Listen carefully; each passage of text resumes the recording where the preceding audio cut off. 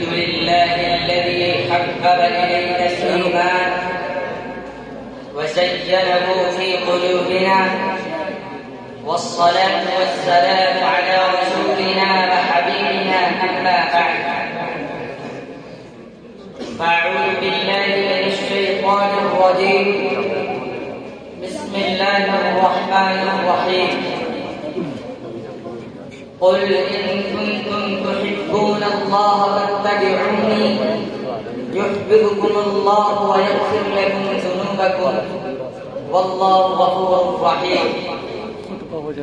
وقال النبي صلى الله عليه وسلم: لا يؤمن أحدكم حتى أكون أحب إليه من والده وولده والناس أجمعين، أو كما قال عليه الصلاة والسلام. وقال الحسان بن ثابت رضي الله تعالى عنه: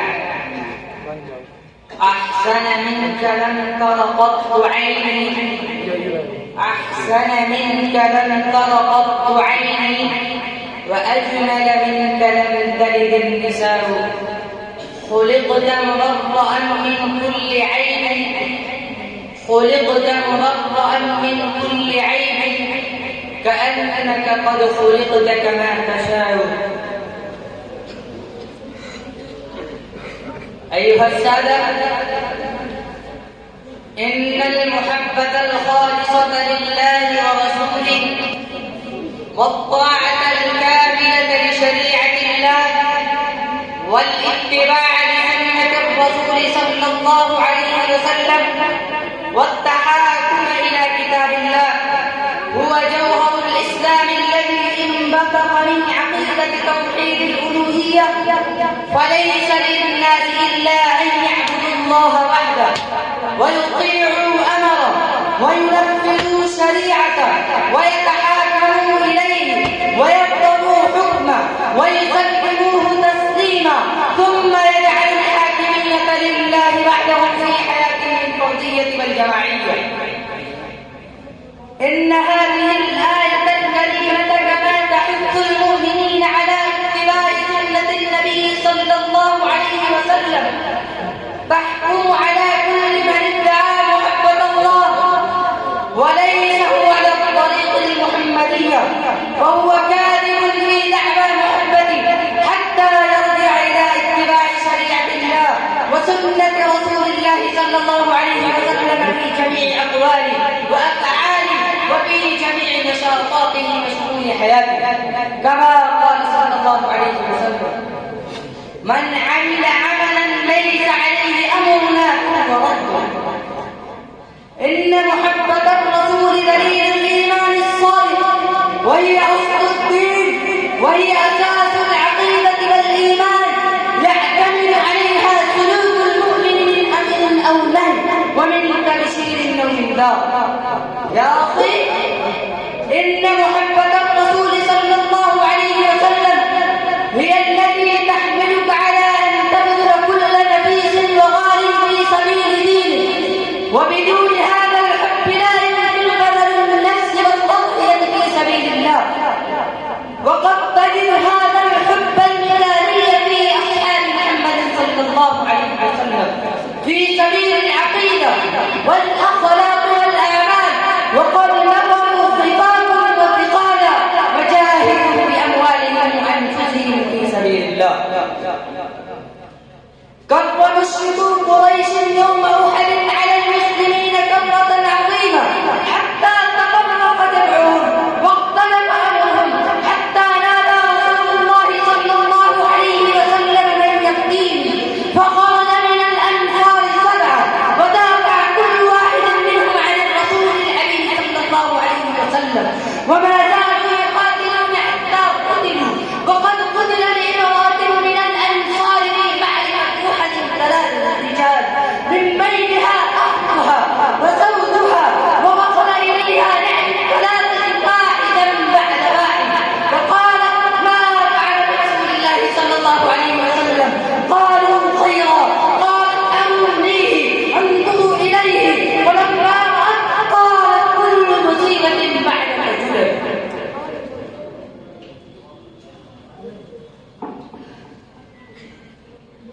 يا أمة المسلمين، في هذا العصر الحاضر كثير من الفساق والكفار يسبون ويشتمون النبي صلى الله عليه وسلم وأصحابه ويؤذون المسلمين بسبب هذا الفعل القبيح.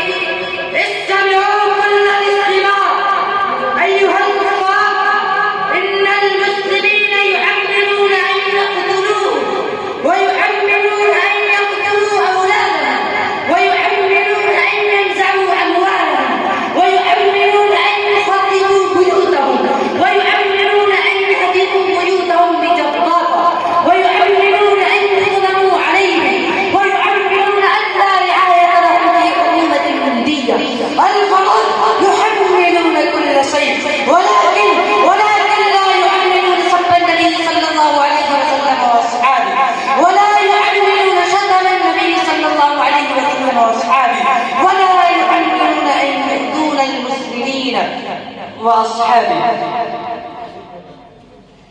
استمعوا كل الاستماع أيها الملعونون، مرجينا وراء كريم حرام، كفوا عن سب النبي صلى الله عليه وسلم وأصحابه وشتمهم وإيذائهم وإيذاء المسلمين، فلعنة الله عليهم جميعا إلى يوم القيامة، ولكم عذاب عظيم شديد مهين أليم في الدنيا والآخرة. كما قال الله تبارك وتعالى: إن الذين يؤذون الله ورسوله لعنهم الله في الدنيا والآخرة وأعد لهم عذابا مهينا. أيها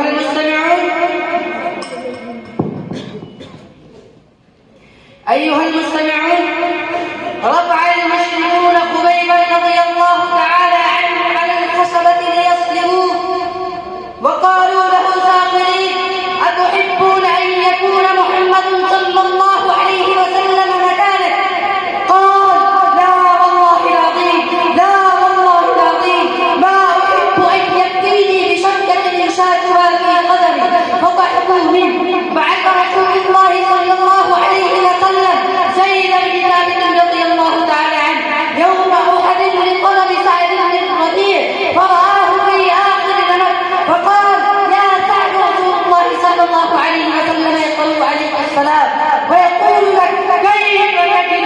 فقال على رسول الله صلى الله عليه وسلم السلام، وقل له: يا رسول الله، أجد ريح الجنة، وقل لقوم الأنصار: لا عذر لكم عند الله، إن أخلص إلى رسول الله صلى الله عليه وسلم أعد، وفيكم عين البطل وفاضت نفسه من بطن. أكتفي بهذه الكلمات.